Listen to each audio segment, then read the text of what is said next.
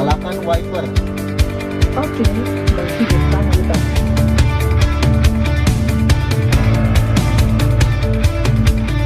Ini adalah Wuling Almaz RS, varian baru paling tingginya Almaz yang punya fitur safety banyak banget. Dan bahkan dia jadi salah satu internet connected car pertama di Indonesia. Yang artinya, kalian bisa sambungin HP kalian ke mobil ini, terus kalian bisa nyalain mesin dari handphone, bisa buka jendela, lihat status, dan lain-lain lagi. Buat detailnya, simak di 10 hal yang perlu kalian ketahui dari Wuling Almaz RS.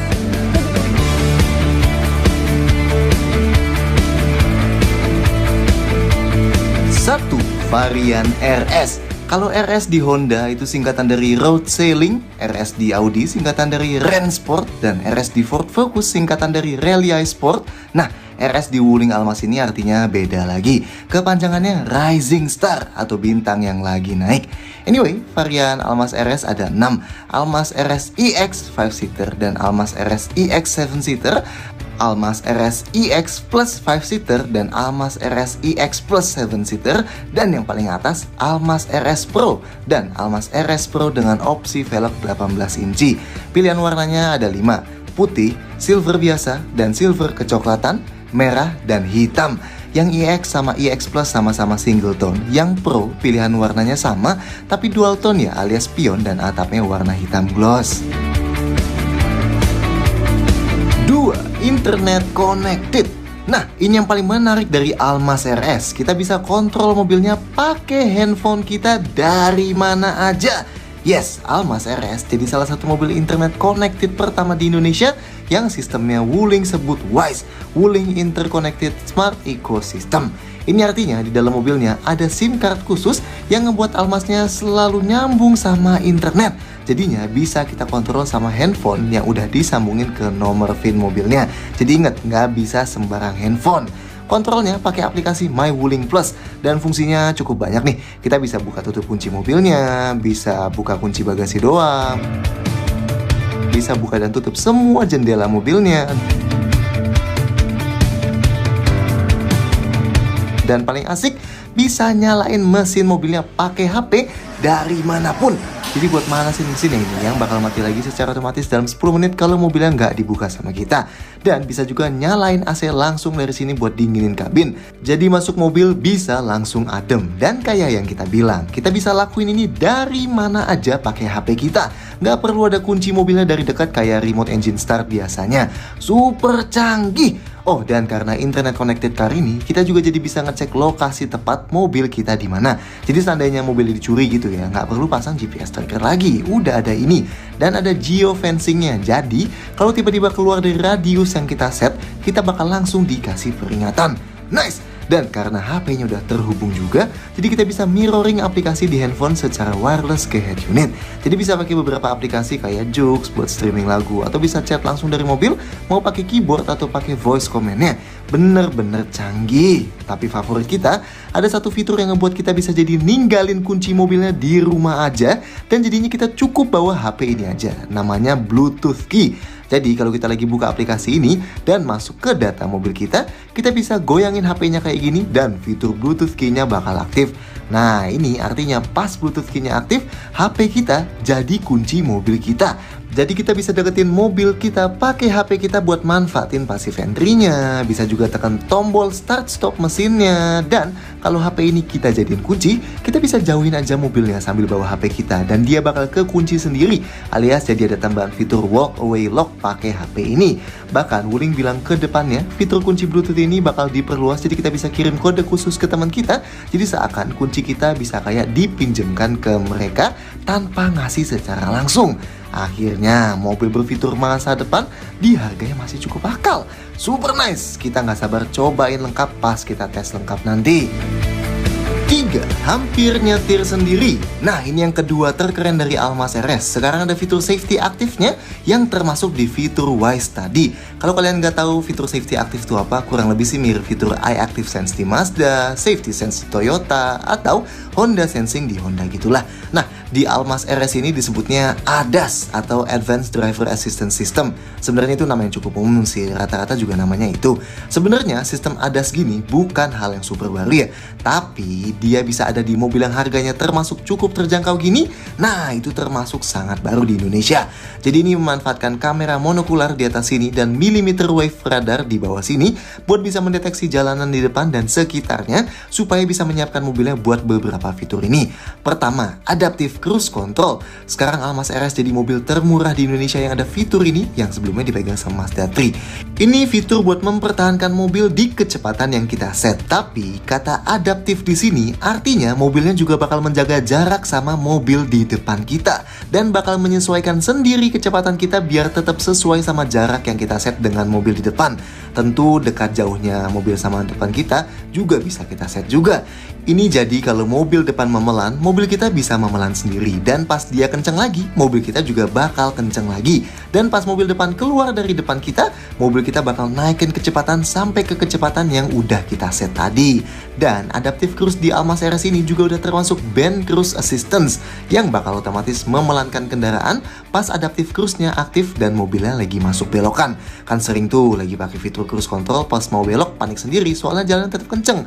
Dan ada juga Traffic Jam Assistance plus Intelligent Cruise Assistance yang intinya mobil kita bisa ngurangin kecepatan pas ikutin mobil depan bahkan sampai mobil depan berhenti. Dan pas mobil depan jalan lagi, kita bakal ikut jalan lagi juga. Kalian bayangin, kita lagi macet di tol dan kita aktifin fitur ini, kaki kita sama sekali nggak bakal pegel karena nggak usah injek pedal rem dan pedal gasnya sama sekali. Mobilnya bakal jalan sendiri. Mantap!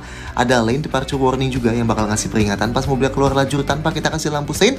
Tapi yang enak ada lane keeping assistance yang bakal otomatis belokin setirnya buat jaga kita tetap di jalur kita. Pada dasarnya sih kalau di jalan yang garisnya jelas kayak di jalan tol gitu ya, pas kita gabungin fitur-fitur ini artinya mobilnya hampir bisa nyetir sendiri. Jalan ikutin mobil depan, belok ikutin garis. Super nice. Tapi nanti kita coba lah ya seefektif apa. Lanjut, ada rem otomatis juga yang gabungin 5 fitur ini. Pertama, safe distance warning yang ngasih peringatan kalau jarak mobil kita terlalu dekat sama mobil depan di kecepatan medium sampai tinggi. Forward collision warning yang bakal ngasih peringatan kalau terdeteksi kemungkinan nabrak depan. Auto emergency braking yang bakal otomatis ngerem kalau udah terdeteksi mau nabrak tapi kita nggak injak pedal rem. Dan yang keren, intelligent hydraulic braking assistance. Ini kalau terdeteksi mau nabrak tadi dan kita udah injek pedal rem tapi injaknya kurang dalam gitu ya, bakal ditambahin gayanya secara otomatis supaya ngeremnya bisa tetap maksimal. Nah ini biasanya nggak ada nih di mobil yang ada rem otomatisnya. Dan ada collision mitigation system yang kalaupun sampai terjadi tabrakan, pengurangan kecepatan mobilnya bakal dilakukan secara maksimal mungkin biar ngurangin keparahan tabrakannya. Nice. Dan terakhir, intelligent head beam assistance atau auto high beam lah yang bisa otomatis nyalain lampu jauh kalau terdeteksi nggak ada mobil di depan yang bisa berpotensi kena silau dan matiin lampu jauhnya kalau terdeteksi ada. Well, sebenarnya ada 2 sih yang belum dimasukin buat ngebikin ini jadi full complete. Di sini sayangnya nggak ada blind spot monitoring dan nggak ada rear cross traffic alert. Tapi buat yang didapat gini di harga segini sih nggak bakal protes lah kita. Mantap. 4. Safety lainnya sama. Di luar fitur safety supernya tadi, sisa fitur safety-nya Almas RS sama persis kok kayak Almas eksklusif. Paling bedanya kamera 360 derajatnya. Dia tetap ngandalin 4 kamera ini di sekujur mobilnya, tapi gambar di head unitnya agak beda nih. Lebih jernih gitu dibandingin dulu. Dan kita bisa pilih-pilih angle-nya. Dan kalau kita lihat kamera yang depan, pas setirnya diputer, kameranya kayak geser ke kiri kanan gitu ya. Wih, kayak di BMW aja. Airbag-nya tetap ada 4. 2 di depan dan 2 airbag samping yang ada di samping jok depan. Cukup sih, tapi buat varian paling atas gini harusnya dibuat 6 airbag kali ya. Lanjut, rem depan, cakram ventilasi dan rem belakang juga cakram. Tentunya ada ABS dan EBD juga dan ada stability control plus traction control yang tombol buat matiinnya ada di bawah ventilasi AC ini. Sensor parkir belakang ada 4 titik dan di depan 2 titik. Dan ada indikatornya langsung di head unit dan bisa dimati nyalain pakai tombol ini juga. Ada hill start assist yang nahan rem beberapa detik di tanjakan pas kaki kita pindah dari pedal rem ke pedal gas. Dan ada dudukan ISOFIX buat jok bayi yang ada di baris kedua. 5. Fitur lebih lengkap. Selain fitur safety-nya, fitur lainnya juga ada penambahan meski emang nggak terlalu banyak. Ya mengingat fitur Almas dari sananya juga udah banyak sih. Pertama, jendelanya sekarang bukan sisi driver doang yang auto up down, tapi udah semua jendelanya. Mantap! Oke, kalau masih ingat sistem perintah suaranya Wuling yang pakai bahasa Indonesia, sekarang ada tambahan beberapa perintah baru. Salah satunya, sekarang bisa minta buka jendela selain di sisi driver, kayak gini. Halo. Buka jendela sebelah kiri depan. Oke, membuka jendela kiri depan. Bisa buka tutup semua jendela juga. Halo. Kayak gini. Buka semua jendela. Oke, membuka semua jendela. Halo Wuling. Halo. Tutup semua jendela. Oke, menutup semua jendela. Dan bisa buka setengah aja jendelanya kayak Halo. gini. Buka setengah jendela kanan depan. Oke, membuka setengah jendela kanan depan. Terus juga ketambahan buat nyalain dan matiin wiper Halo. kayak gini. Nyalakan wiper. Oke, menghidupkan wiper. Matikan wiper. Oke, mematikan wiper. Sisa fitur win-nya masih sama kok kayak sebelumnya. Kayak beberapa hal ini nih kita tunjukin. Halo. Set temperatur AC ke 25 derajat Celcius. Oke, mengatur suhu ke 25 derajat. Buka sunroof. Oke, membuka sunroof. Tutup sunroof. Oke, menutup sunroof. Lanjut, head unitnya meski sama tetap 10,4 inci, tapi isinya dirombak total. Tampilan utamanya jadi kayak gini sekarang. Jadi tampilan handphone banget sih ya. Tapi kayak yang kita bilang, dari handphone yang udah nyambung jadi gampang banget casting layar ke head unit ini sekarang. Bisa buat atur AC dan jadi ada beberapa shortcut tema yang misalnya kalau kita pencet sejuk, dia bakal langsung set AC ke dingin. Atau kalau dipencet langit, bakal buka panoramik sunroofnya gini. Ada radio, bluetooth teleponi, buka kamera 360 derajat, settings mobil yang cukup lengkap nih. Contohnya, di setting suara bisa set volume speed compensation yang bakal gedein volume pas jalannya tambah kenceng dan sebaliknya. Bisa set halo wulingnya cuma bisa diakses dari posisi driver doang atau dari penumpang depan juga bisa. Dan yang super keren ini, settings buat atur semua fitur-fitur di mobil, termasuk semua safety fiturnya.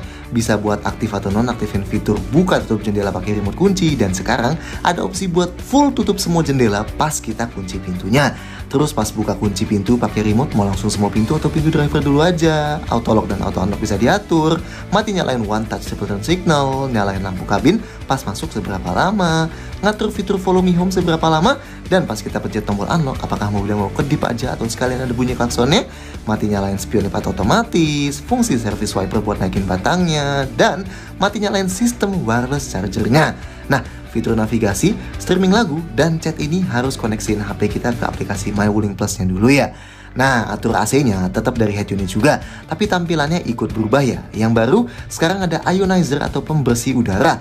Penting nih lagi zaman serba virus ya kan? Suhu paling dingin 17,5 derajat Celcius dan paling panas 32,5 kayak sebelumnya. Sayangnya belum ada defogger kaca belakang nih. Kenapa ya? Tapi defogger kaca depan ada sih.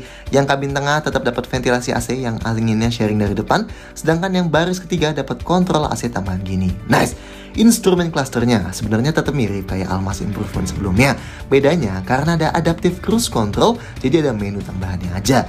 Tengahnya LCD TFT full color cukup besar yang ada indikator pintu individualnya, trip meter 1 dan konsumsi BBM rata-rata, trip meter 2 dan kecepatan rata-rata, speedometer digital, konsumsi BBM instan, waktu mengemudi, sisa jarak berkendara, dan indikator tekanan ban mobil. Lanjut, layar semua warning message yang berhubungan dengan mobilnya bisa ditampilkan di sini. Ada fitur Vatic Display Warning yang bisa ngasih kita peringatan capek setelah berkendara beberapa jam, dan ganti bahasa dari Inggris jadi Indonesia. Ada juga penunjuk media yang lagi diputar dan Bluetooth teleponi yang lagi disambung. Dan yang baru, layar buat memonitor auto braking, lane keeping, dan adaptive cruise control. Nah ini, lampunya sekarang jadi otomatis. Nice! Urutan tombol di setir juga berubah karena ada adaptive cruise ya. Yang kiri buat cruise controlnya dan MID, yang kanan buat tombol volume, teleponi, voice command, dan ganti layar MID juga dari sini sekarang. USB port juga, kalau tadinya di depan ada 2, sekarang jadi tinggal 1 aja nih, dan gak ada aux inputnya. Soalnya di depan sini berubah jadi wireless charger. Jadi ya HP kalian yang Qi compatible kayak iPhone 8 ke atas dan mayoritas flagship Samsung, tinggal taruh aja di sini HP-nya dan nanti bakal ke-charge. Muncul indikatornya juga tuh di head unit. Di luar itu, sisa fiturnya tetap sama kayak Almas yang eksklusif. Ada power outlet 1 di dalam konsol tengah, ada USB port di balik konsol tengah sini, dan di baris ketiga juga ada USB portnya. panoramic sunroofnya yang luar biasa besar itu, sound system premium dari Harman yang totalnya ada 9 speaker, passive keyless entry, jadi kalau kekunci, remote-nya tinggal dikantongin aja dan klik tombol di sini handle pintunya, dan kuncinya kebuka sekaligus spionnya juga kebuka. Buat kunci lagi tinggal klik aja dan spionnya sekaligus tutup juga. Dan tentunya ada tombol start stop mesinnya.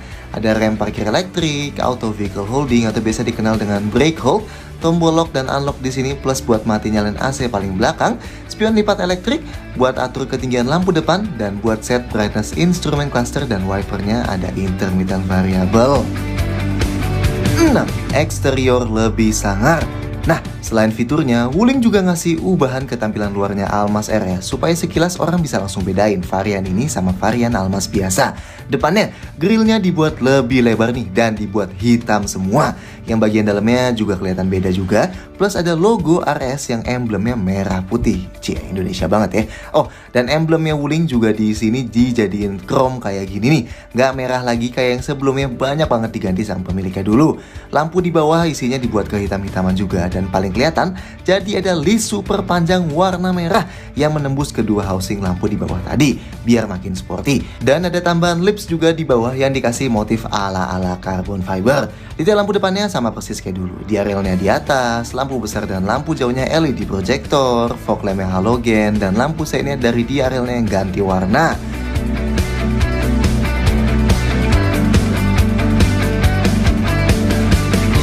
Sampingnya mayoritasnya masih sama kayak Almas biasa yang mungkin kalian udah cukup familiar karena mulai banyak ya di jalan.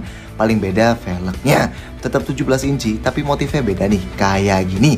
Dan tetap dengan ban 21560R17. Tapi Wuling nyediain opsi buat naik ke velg 18 inci kalau kalian pilih varian paling atasnya Almas RS Pro ini. Nah, kalau Almas RS iX atap dan spionnya sewarna body, RS yang Pro dibuat dual tone jadi atapnya hitam gloss gini. Dan bahkan roof railnya jadi dibuat warna hitam gloss juga. Plus spionnya juga nih dibuat hitam gloss. Sisanya sama sih, kayak window lining yang udah dikasih chrome kayak gini. Dan handle pintunya yang ada silvernya di tengahnya. Belakangnya, nah ini juga ikut diubah nih. Paling kelihatan dari lampunya, bentuknya sih sama, tapi sekarang warnanya dibuat merah di atas dan transparan di bawah gitu. Jadi ngasih kesan yang lebih sipit. Dan kedua lampu ini juga disambungin sama garis hitam besar nih sekarang. Plus kayak di depan, emblemnya Wuling juga berubah jadi chrome gitu. Bumper bawahnya juga ditambahin panel kayak di depan yang dikasih motif ala-ala karbon juga. Tapi aksen chrome ala-ala knalpot yang di kiri kanannya balik lagi nih kayak Almas yang dulu. Dan kali ini bentuknya dibuat agak aneh gitu di bawahnya. Mungkin buat potongan knalpot aslinya gitu kali ya. Tentunya ini aslinya nggak berlubang. Knalpot aslinya sih hanya di sebelah kiri aja ngadep ke bawah tuh. Varian Pro, spoilernya juga dibuat hitam gloss ya. Begitu juga antena sirip hiunya. Nah, detail lampu belakangnya, sekarang lampu malamnya jadi LED kayak gini nih, kelihatan lebih proper kalau malam. Lampu remnya juga LED, dan lampu seinnya jadi LED yang model sequential gini. Oke lah, lampu mundurnya halogen di bawah ya. Dan sama kayak Almas biasa, lampu ini bakal pindah ke bawah pas pintu belakangnya dibuka. Dan pas ditutup lagi, balik lagi ke atas. 7. Interior tetap mirip. Kalau dari luar gampang banget buat ngebedain RS ini dari Almas yang biasa. Di dalam nyaris banget nggak ada bedanya. Tepatnya bedanya cuma di 4 bagian sih. Kayak di kontrol jendelanya yang nggak lagi ada tulisan auto karena emang semuanya sekarang udah auto up down. Terus di tombol persetiran karena ada adaptive cruise.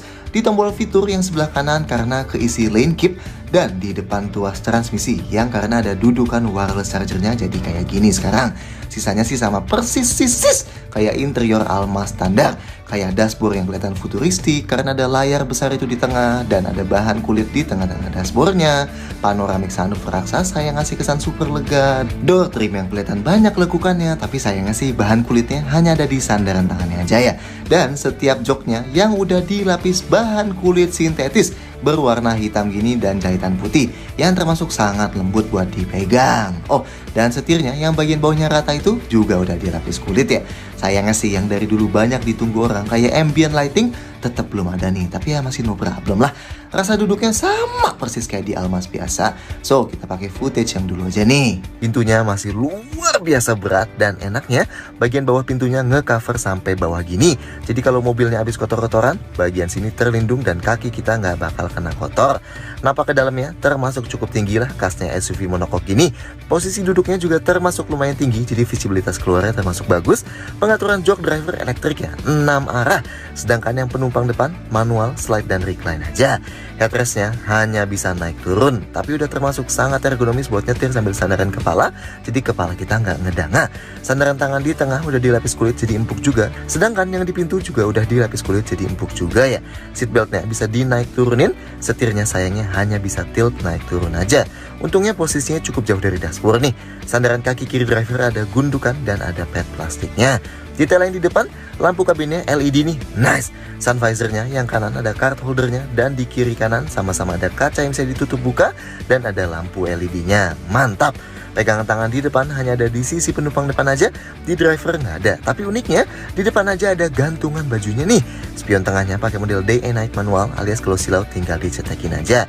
Sekarang kita ke belakang. Pintu belakang kerasa lebih berat lagi, berasa premium banget sih pas dibuka tutup. Dan masuk ke dalamnya juga termasuk sangat luas. Posisi duduknya lebih tinggi dibanding yang di depan, jadi pandangan keluar masih bagus. Dudukan jok tengah sini sedikit nggak nopang ujung paha kita, tapi mengingat ini super luas, jadi kaki kita gampang lah bisa selonjor ke depan aja buat jadi lebih nyaman. Jok tengah ini bisa digeser maju mundur, kalau dimajuin mentok pun masih termasuk luas juga. Kalau digeser paling mundur, ruang kakinya luar biasa lega gini. Sudut sandarannya bisa diatur cukup fleksibel pakai yang di pinggir ini. Paling rebahnya segini, termasuk rileks banget buat sebuah SUV. Ruang kepalanya juga masih termasuk sangat aman. Sandaran tangan di pintu sini udah dilapis kulit yang kayak di depan, jadi empuk. Dan di tengah ada armrest yang bisa dibuka gini, mantap. Kalau mau duduk bertiga, napak ke tengahnya sangat gampang. Kakinya dan lantainya rata, jadi kaki kita bisa tetap di tengah. Dudukannya sedikit lebih tinggi tapi masih empuk banget ya. Sandarannya sedikit lebih keras karena ada armrestnya tadi, tapi ada headrest adjustable plus seatbelt 3 titik yang nyatu di jok ini langsung. Detail di tengah sini, lampu kabinnya ada di kiri dan kanan sama-sama udah LED. Pegangan tangan plafonnya juga di kiri dan kanan sama-sama udah ada gantungan bajunya, mantap. Sekarang kita ke baris ketiga, dan karena sama persis kita pakai footage sebelumnya aja deh ya. Buat masuk ke paling belakang, bisa pakai tuas di bawah sini buat otomatis jatuhin jok dan tumble ke depan.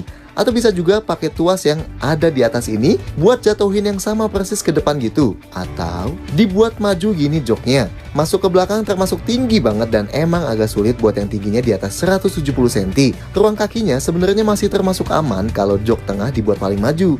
Tapi bahkan di posisi ini, sudut paha kita naiknya masih tergolong terlalu tinggi. Jadi buat perjalanan jauh, orang dewasa udah pasti pegel duduk di belakang sini. Ini ruang kaki kalau jok tengah dimundurin setengah, dan ini kalau dimundurin full, sama sekali nggak ada ruang lagi. Sudut recline-nya fix alias nggak bisa dibuat makin rebah atau makin tegak. Dan ini duduknya tergolong cukup tegak di belakang. Ada headrest adjustable tapi ruang kepala juga termasuk pas-pasan. Meski jendelanya termasuk lumayan besar di belakang sini. Untungnya ada kontrol AC tambahan dan ada ventilasi AC tambahan juga nih di sisi kiri kanan sini. Jadi nggak bakal kepanasan. Tangan juga bisa disandarin ke kiri kanan sini, tapi tetap aja menurut kita emang ini lebih cocok diisi sama anak kecil aja. Oke. Detail lainnya, sayangnya nggak ada lampu kabin tambahan dan pegangan tangan plafon nih di paling belakang sini. 8. Bagasi dan storage. Sayangnya nggak kayak Almas Limited Edition yang kita review sebelumnya. Bagasi Almas varian RS tetap manual nih. Padahal kalau elektrik bisa ngelengkapin fitur-fitur supernya tadi sih ya. Isinya sama persis kayak bagasi Almas biasa. Nih kita kasih lihat footage yang kemarin aja. Cukup kecil sih sisa bagasinya kalau setiap jok lagi dipakai. Bibirnya termasuk mengotak jadi cukup mudah buat masukin barang lebar. Tapi emang lantainya termasuk tinggi dari tanah ya. Jadi kalau mau masukin barang berat angkatnya agak PR. Ada load lip sedikit dari bibir bagasi ke lantai. Jadi kalau keluarin barang harus diangkat sedikit dulu. Ada lampu LED di kanan belakang sini. Dan di bawah lantai ini ada kompartemen buat toolkit. Sedangkan ban serepnya di bawah mobil ya. Buat nurunin jok baris ketiga, tinggal tarik tali ini aja dan bisa dipisah pakai konfigurasi 50/50 alias kalau dilipat satu joknya masih bisa buat duduk satu penumpang lagi. Ini sekilas nggak rata ya, tapi ternyata dari penutup lantai belakang kalau dikeluarin disediain kayak gini nih buat ditaruh di atas joknya dan ngebuat lantainya jadi lebih rata. Kalau mau lipat jok baris kedua harus dari tengah ya. Bisa dipisah pakai konfigurasi 60/40. Jadi kalau dilipat yang kirinya masih bisa duduk dua penumpang di kanannya. Tapi ini lantainya nggak full rata. Jadi kalau mau dorong barang ke tengah harus agak diangkat. Tutup pintunya manual ya, ada handle-nya di sebelah kanan sini. Dan ini sisa storage di dalam kabin.